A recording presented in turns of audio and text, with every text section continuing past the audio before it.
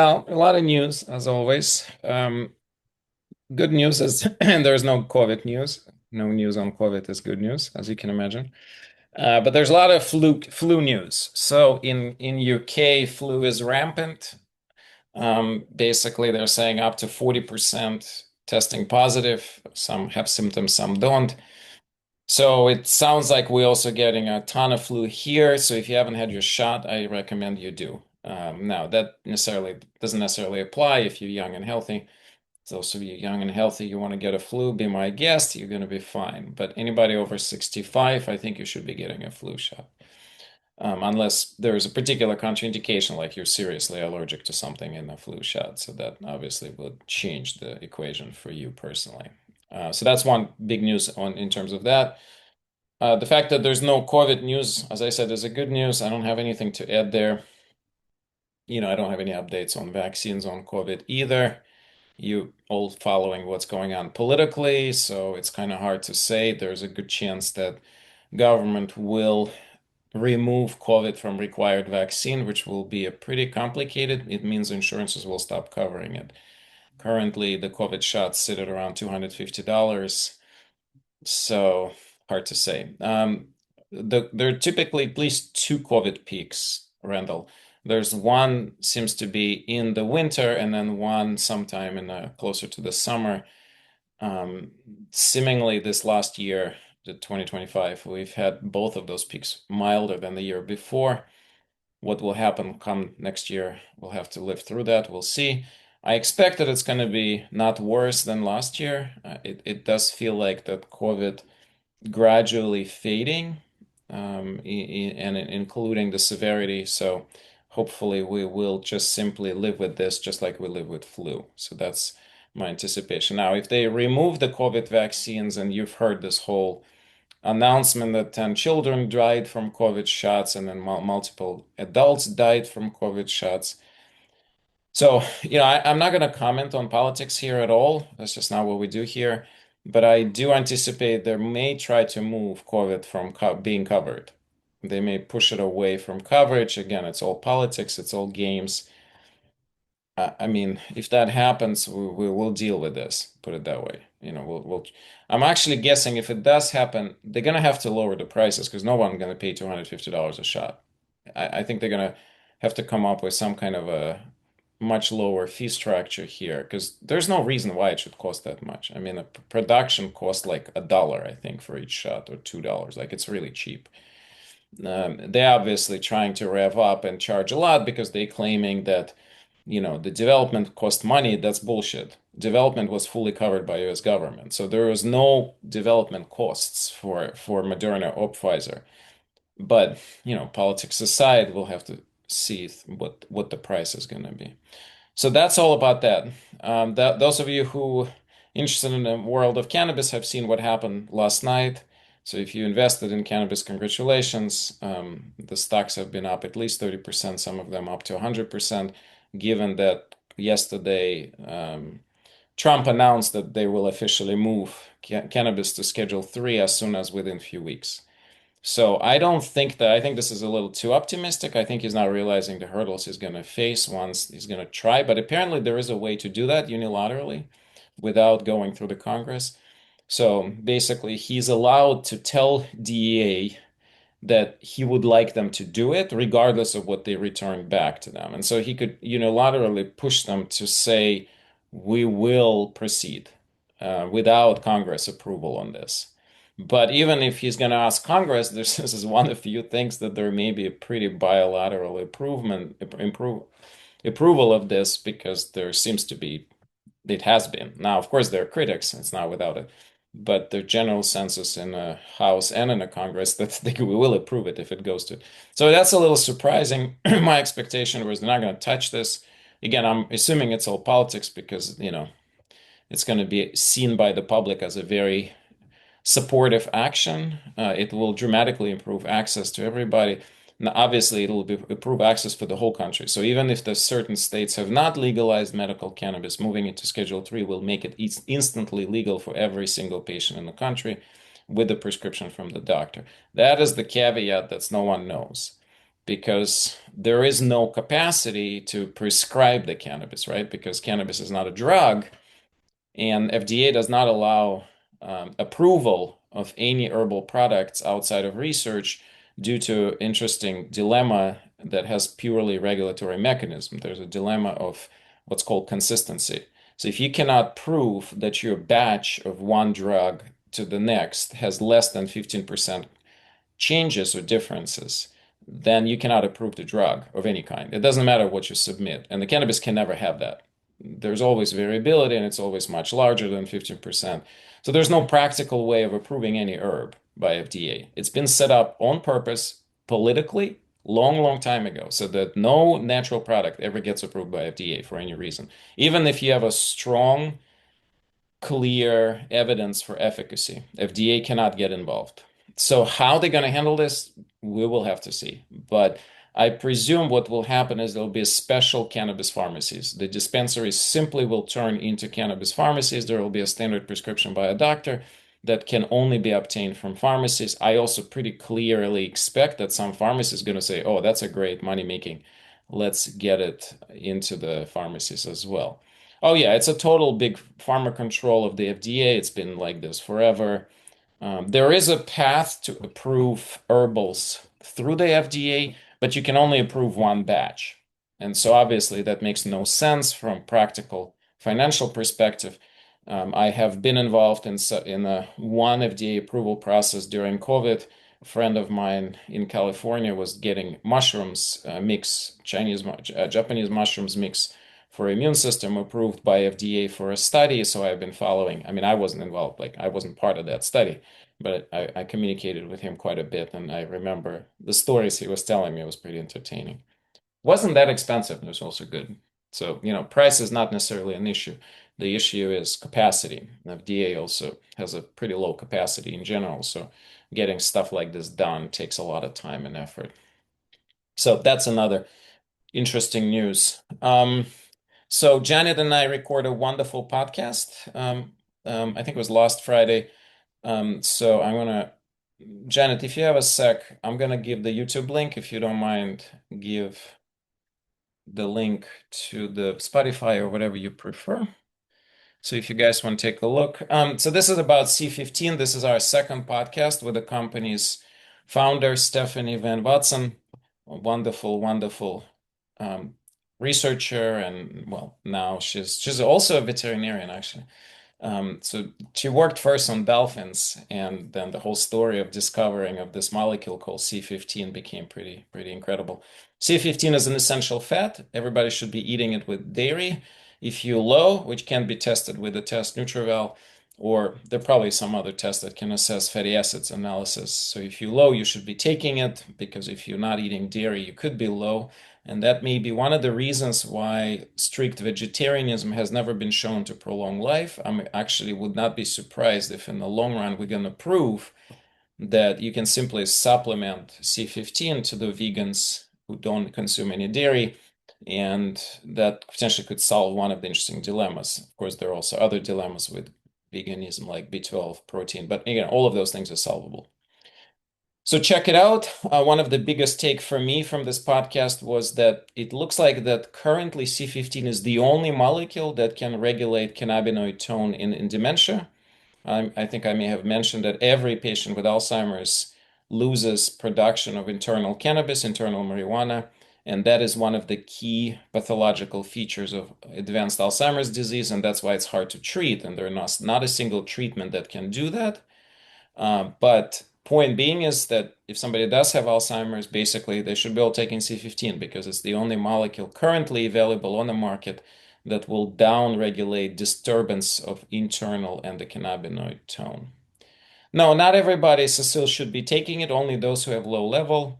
If you eat plenty of dairy, you may have a completely healthy level, which, for example, my level is quite healthy. I eat a lot of fermented dairy, cheese and yogurt, and my C15 is high, so I don't need to take it. But if you don't eat a lot of dairy, there's a good chance you should be taking it. So, and by the way, I can put the link if anybody interested in the company. There's a link in the description, but I will also put link to the company's website if anybody is interested. to purchase and check it out. I don't know if they're running any discounts, but this link already gives you 10% off. The molecule called C15. And again, it's an essential fat. It's like omega-3, omega-6, but it's an essential saturated fat. If you don't have it, you die. You can't exist with this. Cells get brittle, disturbed, and there's a basically it's currently one of the very few proven longevity nutrients. I would probably put that close to NAD, but NAD boosting is very controversial. We talked about this last time about the new study about nicotinamide riboside. Does it work? Does it not work? C15 seems to work quite universally. They now have multiple randomized control trials showing benefits on different conditions.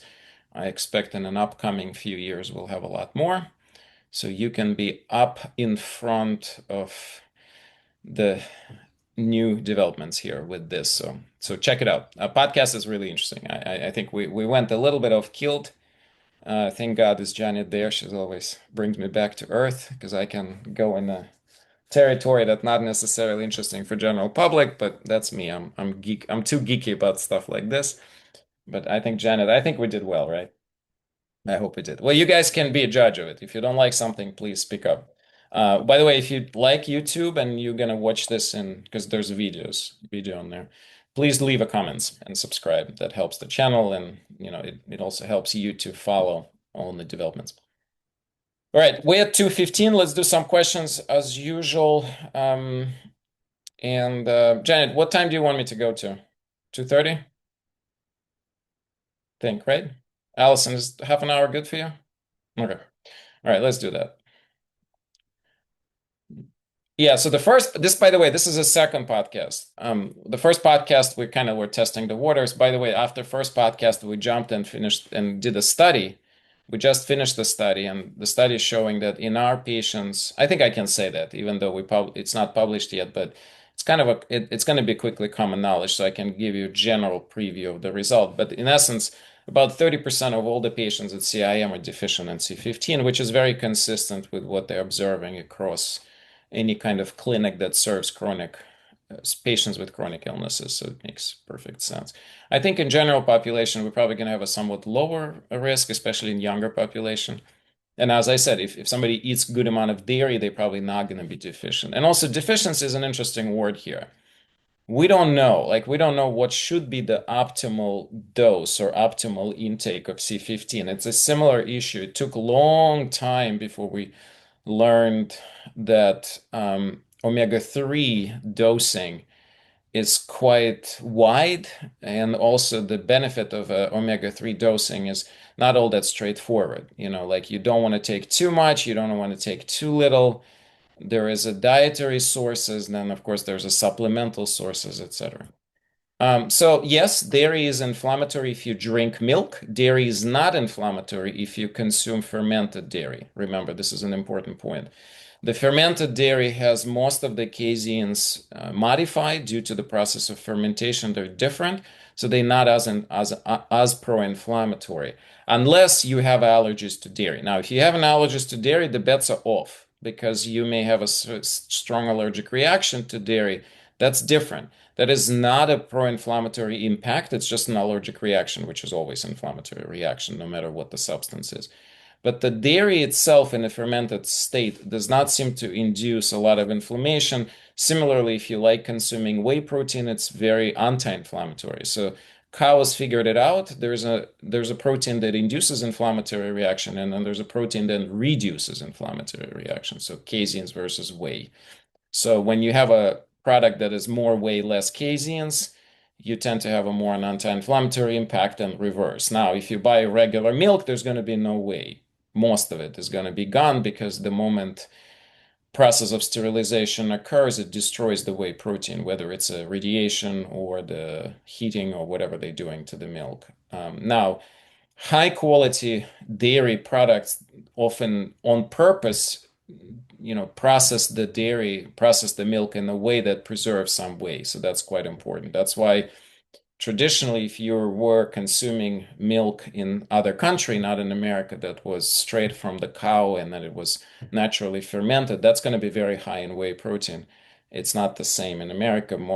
You cannot easily obtain the milk here that has not been pasteurized, and pasteurization is not good for us, for our bodies in a sense, because again, we're destroying the whey and we changing the ratio. That's why I agree that drinking regular milk would not be something I would recommend to most people. And I think there's enough data to support what I'm saying. I also believe Dr. Frame, who would of course be the more of an authority on this topic than me, I think would agree with that statement. And again, I think if you're consuming some yogurt and some cheese, obviously keeping an eye on your cholesterol, I think that would be okay.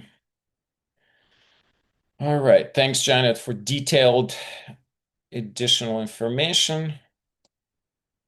Um, yeah, so let's have our favorite AIM organizer, Stephanie, to unmute, and let me bring you, Steph, let me bring you in into the, if you're comfortable, that is. If you don't want to do it, I can pin you and let me see, pin you for everybody, I guess. And so tell us about this new development. Fred is starting Beating Heart Moments on Mondays, so that'll be in parallel to our Friday. So we hope that everybody will be joining that. It's a new AIMS activity, and Stephanie will be helping out with that a little bit by posting it in different places, and we'll make sure that everybody will have access to it. It's not going to be live, or will it be live? I think it won't be live, right? We're just going to be posting it. We're going to be sending it out every Monday morning. Mhm. So the best way to receive it is also to subscribe to the AIM YouTube channel. That way you get a notification when the beating heart video is uploaded by Fred. And this is a great way to kind of bring practice into your daily life on a Monday, how to center into the heart space and go through your week with mindfulness, and then close your week here at A Mindfulness Experience with Dr. Kogan. And we're hoping to have Fred on as a guest sometime early in January Mhm. to present with you as well. And and it's also very likely that I will be periodically joining Fred Hmm. and doing a little bit more of a medical piece with him as well. I think we will be team tagging, so the week will consist of whatever Fred's going to do on Monday will somehow be integrated into the Friday. So the idea here is to increase our exposure to the sound, to the music, to the drumming, to the arts, in addition to what we do here, which we usually do the mindfulness. So we're trying to enrich and enlarge our kind of general healing capacity of what we do here. So thank you, Stephanie, so much. And by the way, it's the end of the year, so Janet will post the link to the GW's Office of Integrative Medicine donation page, and I'm gonna put healthaim.org here. So if you're interested in supporting both organizations, by all means, please do so. I see Salome has a hand. Salome, I'll ask you in just a second, but I do want to address Linda's question, which is a very important question. For people with histamine overreaction, is fermented dairy okay? So it's a great question, and the answer is it's more complicated. Yeah, right? So it's always like the lawyer answer. I wish it would be simple, but it's not. The reason for that is that, yes, there are certain people with severe histamine overreaction, what sometimes was called described as the mast cell hyperactivation, will not be okay with fermented dairy. They will be the fermented dairy of any kind will be a trigger for those patients. Of course, if you're one of those unfortunate people, you probably should be supplementing with C15 period, because you shouldn't be taking dairy if it's going to spike your reaction. So great question. And Salome, I suddenly don't see your hand. You had a I hand. put it down, so I have muted. Okay. Well, go ahead, ask your question. Will the Monday whatever it is, Hmm. recorded, like the heartbeat one? Yeah, I, it will be a short. Remember, if you joined the Beating Heart event with Fred, or if you watched the recording of the NAS event. By the way, that recording is going to be in a few weeks they will release a short video that summarizes all of it. So of course we will circulate it as soon as publicly available form is out. We cannot release it early due to the NAS regulations, National Academies of Sciences, but as soon as out, I'll share it with everybody. But yeah, it will be recorded on our YouTube. Remember, there are going to be two YouTubes. We have an AIM YouTube and there's a GWCIM YouTube. So I don't want us to confuse this. GWCIM YouTube is going to be posting much more of a medical material, right? So like a C15 is a very medical topic. So it's on GWCIM YouTube. AIM is going to share things that are much more related to the Friday. Fridays are posted there to the Monday with Fred, etc. So, and yes, please do subscribe. Not only does it help the channel, but this way you're not going to miss things. Because if you like YouTube and you go there frequently, you know how it is, right? If you're not subscribed to something, you're not necessarily going to see the most recent post. That's just how YouTube operates. So you do want to, subscribe. Thank you. So yeah, of course. Okay, what about regular dairy that isn't fermented? Well, cheeses are fermented, and cottage cheese is the most fermented. So those are great. So anything fermented through a natural process of fermentation is perfectly fine for most people. And cottage cheese would be probably my preferred. This is what I grew up with. In Russia, there is no yogurt. Well, back in the day, I mean, I'm sure now they have it, but back in the day, we only had cottage cheese, but it was in like 20 different shapes of cottage cheese. So, and the difference is the cottage cheese is very concentrated, so it has a lot more protein. We talk about Greek yogurt. Cottage cheese is even more concentrated, has even more protein. You can obtain cottage cheese here of a very high grade from Amish communities, and that would probably be the best dairy out there if you're really worried about the protein intake. Not that something is wrong with regular yogurt or Greek yogurt. It's just amounts of protein different in each. So, good questions. All right. We still have about a couple of minutes. So let's see, what else did I want to bring up? I think I covered everything I wanted to cover for today. And if there's no questions, well, how about we just start with Alyson a little bit early? And then if we end a little bit earlier, that's fine too. Alyson, don't feel pressed to finish right on time. If you finish a little bit earlier, that's perfectly fine. We will have more of a personal Q&A for anybody who wants to stay after if you have particular questions about your health. Now, remember, if you're not my patient, I cannot answer your direct questions. I can try to answer them in a general sense, but I cannot answer you personally because, that requires establishment of the doctor-patient relationship. If you're my patient, by all means, please stay. And let me remove my spotlight and add spotlight for Alyson. Alyson, thank you so much for being back with us. It's so exciting. Thank you for having me again. Yeah. It's really nice to be here and lots of good information shared this afternoon for me too. Um, I wanted to do some work today on self-myofascial work. I've been doing a lot of teaching myofascial focused classes, working with clients, getting using different tools to improve mobility and regulate the nervous system. So I just wanted to highlight that sometimes we can get in a rabbit hole. Like there's so many different tools you could have, and maybe not necessarily know how to use all of them at home, right? And it's like, do I need to buy all these different tools? Potentially, if you really enjoy doing this kind of work. But our practice today is going to just be using our hands for self-myofascial work. And I wanted just to highlight that this is something that you could do for yourself, whether you're at home, whether you're at the office, or you just need a quick few minutes to decrease some tension stored. Today, our focus will be on the upper body up through the head and neck. So that's what I had in mind. We'll find a seat that's comfortable and make sure your feet are connected to the ground or something underneath you. And let your hands just rest anywhere on your lap, on your desk, wherever you may be seated. And if you're comfortable closing your eyes, I won't, just so I can continue to see you. But if you're comfortable closing your eyes, you can close your eyes or just soften your gaze down your cheeks. And we'll take a couple of deep breaths together, noticing how the breath feels this afternoon, or you might recognize some tension in the body. Paying a little extra attention to the space around the neck and the chest, and the face. And notice how it feels to breathe in and what that might feel like. And breathe out. And let's take just 3 more full and deep breath in and long, steady breath out.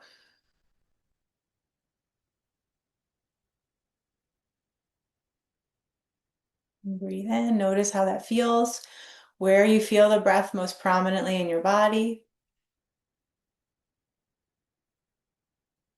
And breathe out.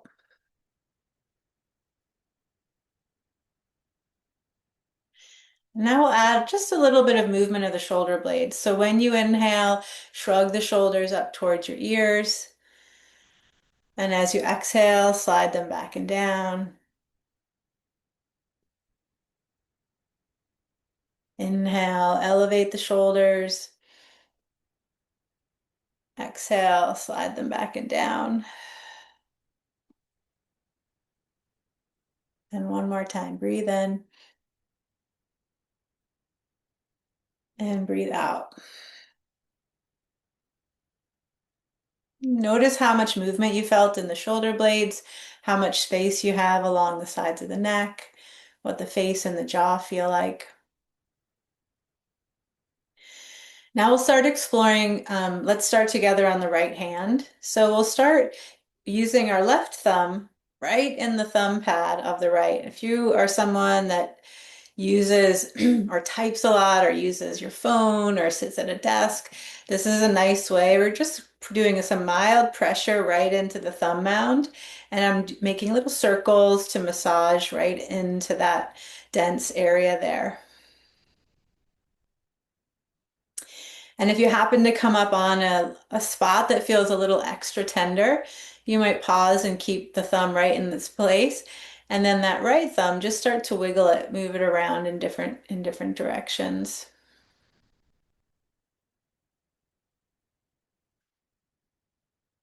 The whole time we palpate different parts of the body, we kind of explore what sensation feels like. Make sure you're sticking with a full and deep breath. It helps to regulate the nervous system, stimulate the rest and digest response, and have this global effect of soothing the body while we create gentle movement. Slow down the movement of that thumb there if you're still wiggling. And then taking your thumb, kind of glide over to the little finger side of the hand. And do the same thing, a little bit of press and release or circling right in the little finger mound. And then again, if you find a tender spot, you might hold it and start to gently move the fingers.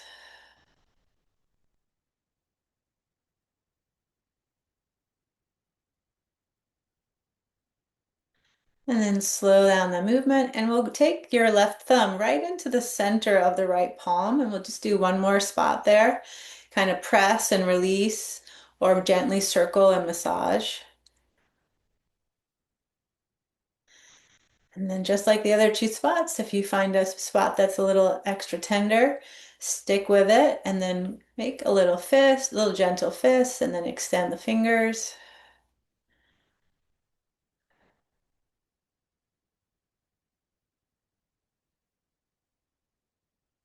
Nice. Then open the hand and bring your left thumb and index finger to the base of the pinky finger. You'll kind of show the palm towards, extend the palm forward, and just give a little press and glide down to the tip of the finger. And slowly go from one to the next.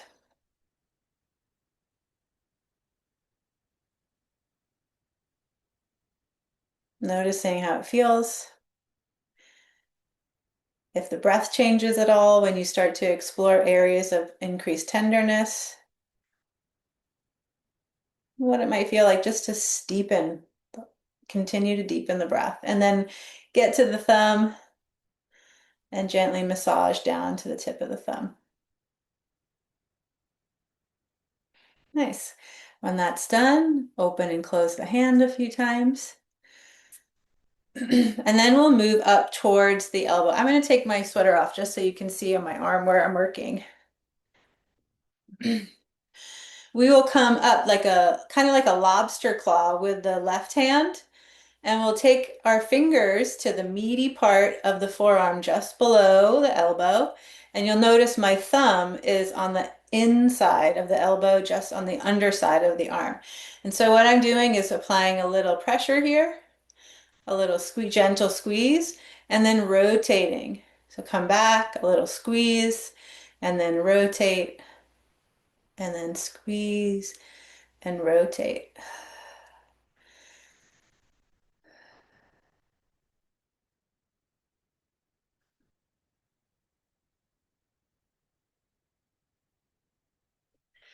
And then we'll focus more on the underside. So where the thumb is, we'll keep thumb just inside the elbow. You'll bend your elbow and turn the palm towards your own self. And then as you keep the pressure of the thumb right inside the elbow there, extend the arm and flex the wrist, or extend the wrist. Bend the elbow, curl in, apply the pressure, and then extend. We'll do that. Let's do that 2 more times. Breathe in, bend. Exhale. Keep the pressure in the thumb, extend the arm. 1 more time.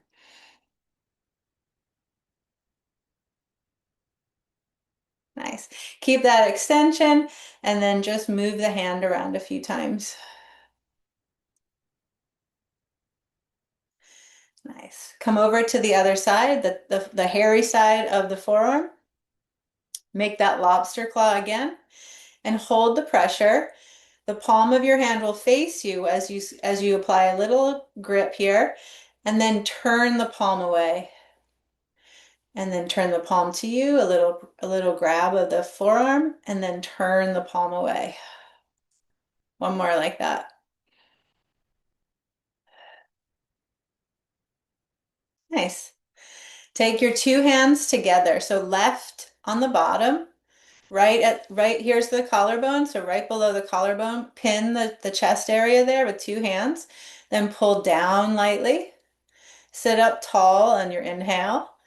On your exhale, drop the left ear to the left shoulder. Inhale, lift the head back up.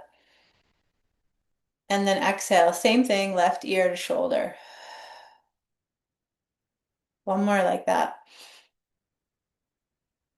Nice. Ear to shoulder, and we'll stay. Keep this like light pull down on the chest here as like a little pin and stretch. And then turn the chin down to the left shoulder.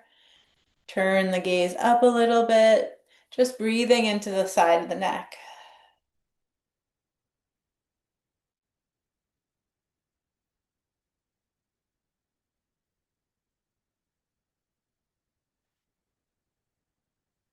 Nice. Lift the head back on top. And now this time we'll use our same side hand.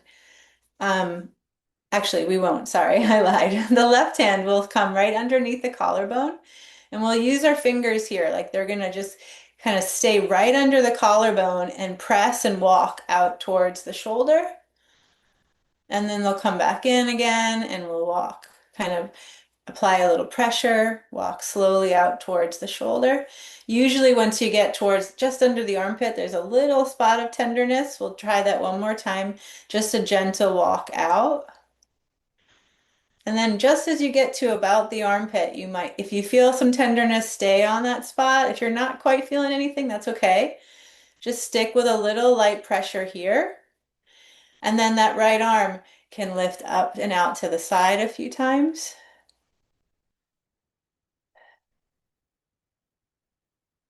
And it might even feel nice to do a couple of circles.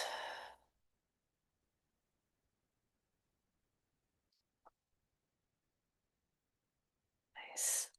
Now we'll lift that right side and take the left fingers to the side body, just underneath the armpit. And it's the same kind of pin and stretch we did in the chest. You'll press your fingertips right into the side body, right under the armpit. Push in and drag down. Take a breath in. And then as you exhale, side bend to the left.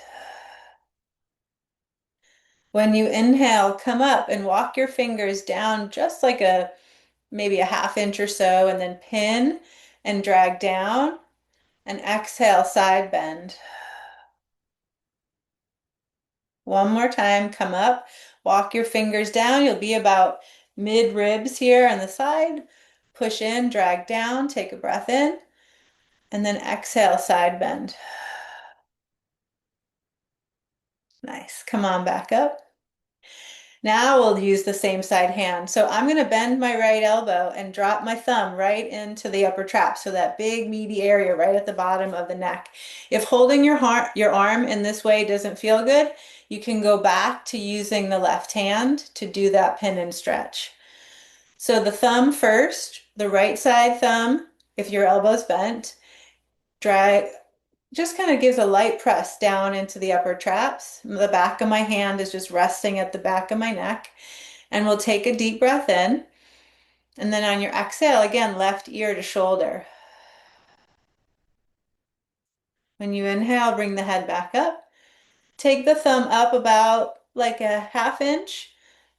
A little pin and stretch. So you push in and drag down on the inhale. And then as you exhale, drop the left ear to shoulder. And then let's lift the head and slide up. You'll be about midway up. Lengthen inhale. And then exhale, lean the head to the left. Nice. One more time. Come up. Now you're like right underneath that big, the occipital bone, that big bony landmark at the back of the head, right? So my thumb's right in there. Push in and drag down. Take a breath in. And then as you exhale, lean the left ear towards the shoulder.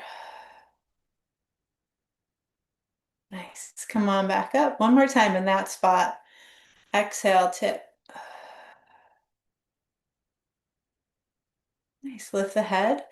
And now we'll take your right side fingers right in to the jaw, right at the earlobe, and just apply a little bit of press and gliding, a little circling.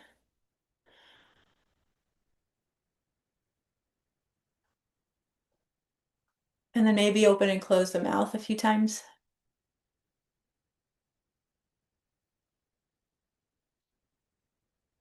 Nice. Move the fingers right up to right at the above the ear. A little press and circle. And then go across from right above the ear, just a straight line, like over the ridge of the ear, a little press and glide, pausing right above the top of the ear.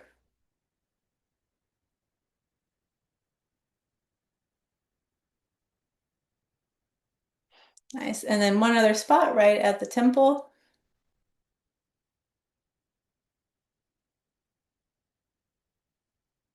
And then we'll relax that arm. And let's notice our breath again. Deep breath in, full breath out. Inhaling and exhaling. Noticing how it feels, if it feels any different, if it feels any differently from right side to left, especially. And then we'll add the shoulder lift. So when you breathe in, lift the shoulders. Exhale, take them back and down. Inhale, lift. Exhale.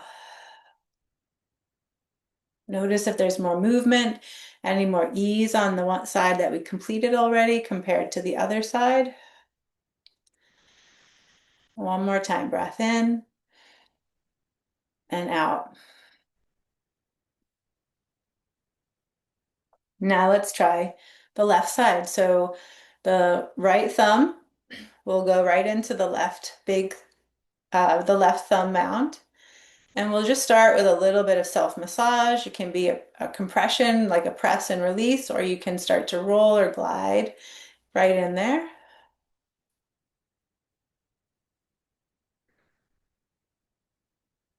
And then if you find a tender spot, stay and maybe just lightly move the thumb around.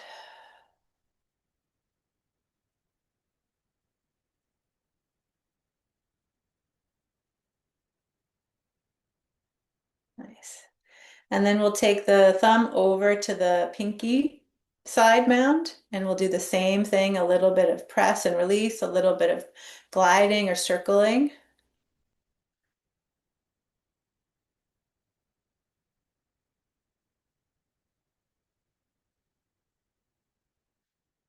And then notice a tender spot and gently move the fingers around.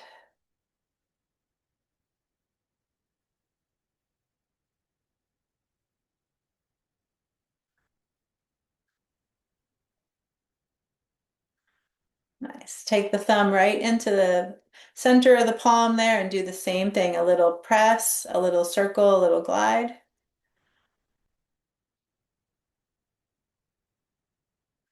And then spread and curl the fingers.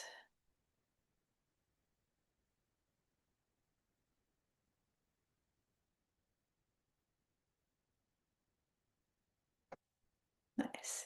Now extend stretch open the hand and bring your fingers, your right fingers, to the base of the left pinky finger. And then just glide down the finger as you gently pull back and get a stretch from the palm down the finger. And continue moving.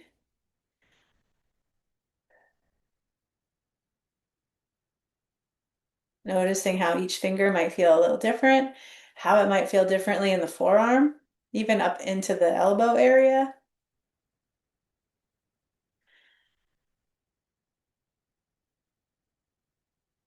Deepening the breath through your self-exploration is helpful. Make your way all the way to your thumb.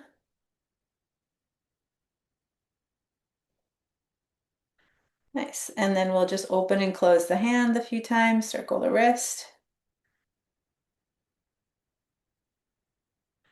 And then we'll make a little lobster claw with the right hand and find the upper part, the meaty part of the left forearm. And we're just gonna do a little, not like too much, a little grip, like the thumb and fingertips are finding a light pressure here. And you'll roll the skin away, right? The tissue underneath rolls with it. Just feel how that feels. You might already notice a little bit of tenderness up around the elbow. I always usually find little gem spots there. And then we'll take the spot where the thumb is and pin it, right? So we're using our thumb to apply a little light pressure. The palm turns towards you, and as you hold the pressure with the thumb, extend the arm and open up through the hand. And then bend, apply the pressure of the thumb, and extend the arm, open the hand. One more like that.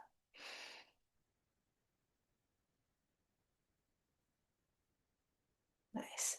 As you're there, you might then just move the hand around a couple of times.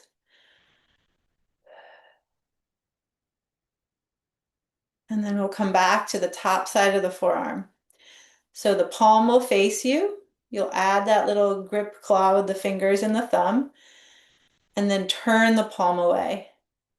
And then turn it towards you, apply that grip, and then turn the palm away. A couple more times.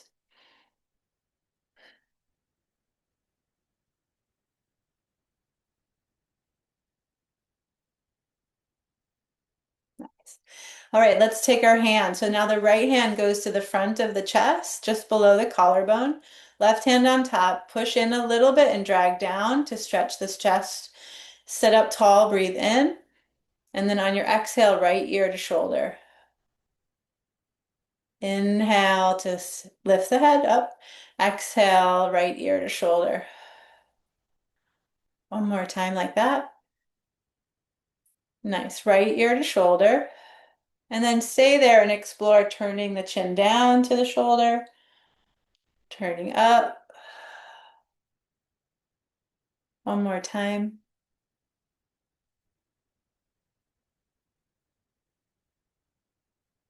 Nice. Then lift the head back up. Relax the left hand and move the right fingers just underneath the collarbone. You're going to use your fingertips to kind of walk with pressure out towards the armpit and then come back and walk. Fingers towards the armpit. One more time. And then notice as you arrive here, right inside the armpit, you might find a tender spot. You might not, but I usually find something there. And then pin it, right? So use your fingertips to apply some pressure and then start to open that arm out to the side. Maybe adding a little bit of circular movement.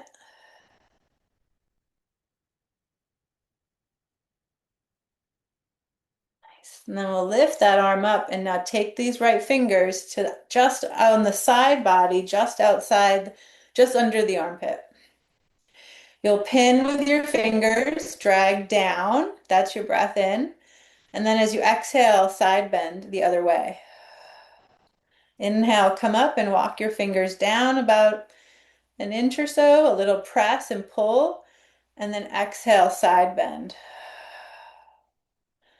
Nice, come up, do one more time, walk down, a little press, a little pull down, and then side bend.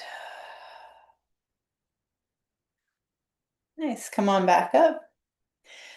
So we'll bend the left elbow now and stick the thumb right in the upper trap. So remember, if this shape in the arm doesn't feel comfortable, you can use the opposite side fingers to do the same thing. So first in the upper trap, the left thumb or the fingertips, if you're using the other arm, just kind of push down into that part, like that kind of meaty part up here where it meets the neck. The back of my hand is just resting at the back of my neck, I'm not pulling on anything. Take a nice deep breath in and out.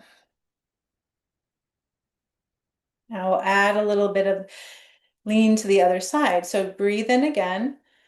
On your exhale, pin down with the left thumb and drop the right ear to the shoulder or the opposite ear to shoulder. Inhale, come back up. Move the thumb up about an inch. You'll still gently pull down on the side there on the tissue, and then you'll exhale and drop the right ear to the shoulder.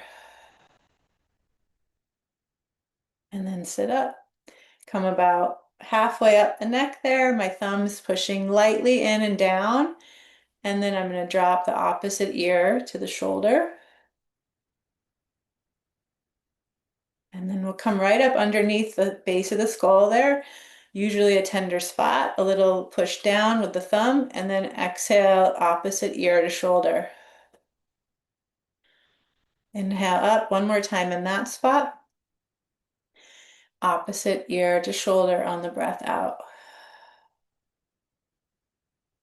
Nice. Come on up.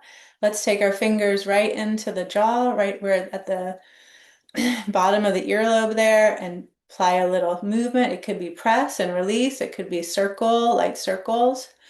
And you can always add a little bit of movement. I'm talking, but you can add a little bit of movement of the jaw, and that will help get into the area as well.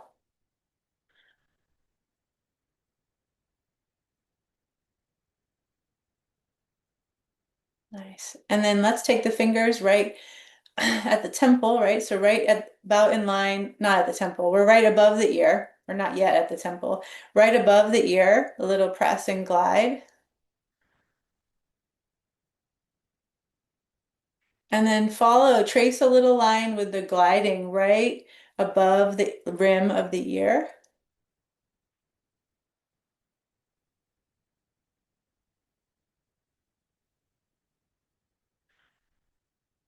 And then we'll come up to the temple right above, just outside the eye.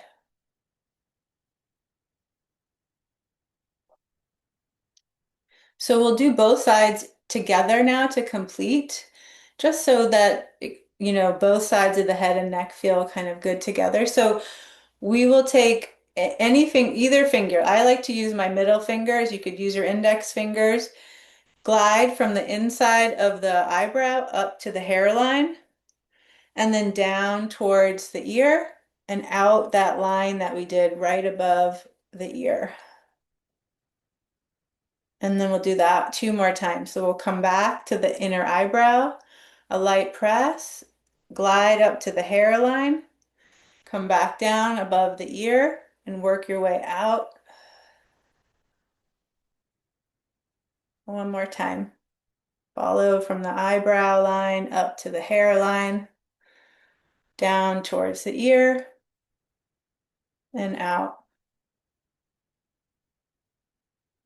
Nice. And then let's let the arms come back down and relax. Take a couple of deep breaths, noticing any changes, how it might feel, how the breath feels, energetically, how it feels around the upper body, through the neck and the face.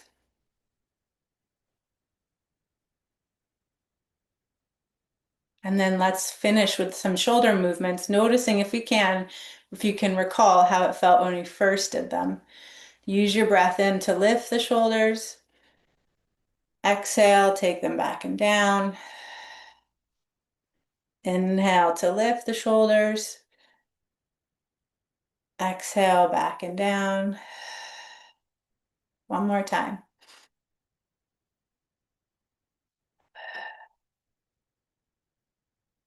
And now let's just take 3 gentle breaths without movement, just focusing in on the breath and how it feels, where you feel it most prominently, how well it travels in and out.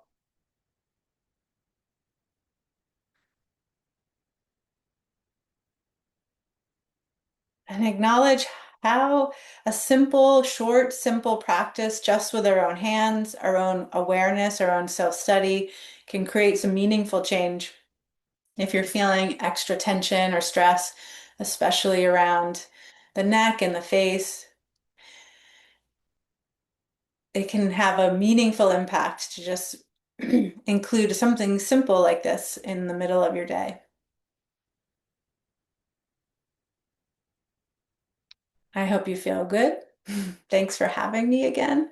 I'm happy to answer any questions if you have about what we did or myofascial work, but I know some of you are staying on for more of a discussion with Dr. Kogan.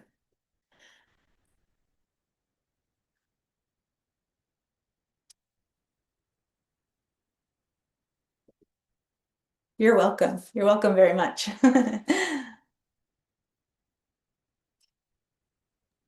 Thank you, Alyson, so much. You're welcome. It was so great. Alyson, did you tell them a little bit about yourself and your practice? Yeah, and then do put the link in there somewhere so people can see you. I didn't. Thank you. I am local to Rockville, Maryland. I teach public classes at Thrive Yoga Studio. I see private clients. Pathfinder Wellness is the practice that I started when I completed my training in yoga therapy. So for what that means is I work with people individually on their needs and what they're working towards in their, not just their practice, but in their well-being. So the tools for yoga therapy are anything from these kinds of tools like we just did, myofascial work, breath work, mindfulness, some gentle movement. I have been teaching an undergraduate course at AU as well on yoga and including yoga philosophy. So I love to really bring the holistic practice to life in every part of what I do. So connecting people much more to the lifestyle of yoga and how it can have a really meaningful impact on how we live our lives, not just, downward facing dog. Well, thank you so much. You're welcome. All right, Janet, what do we have next Friday before we let everybody go?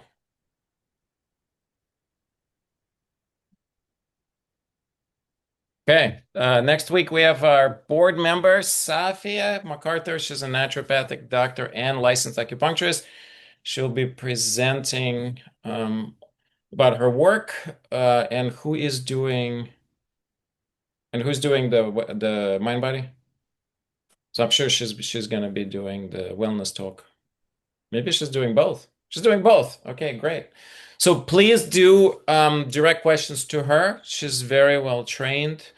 I am working with her on some of her patients and helping her out with different things.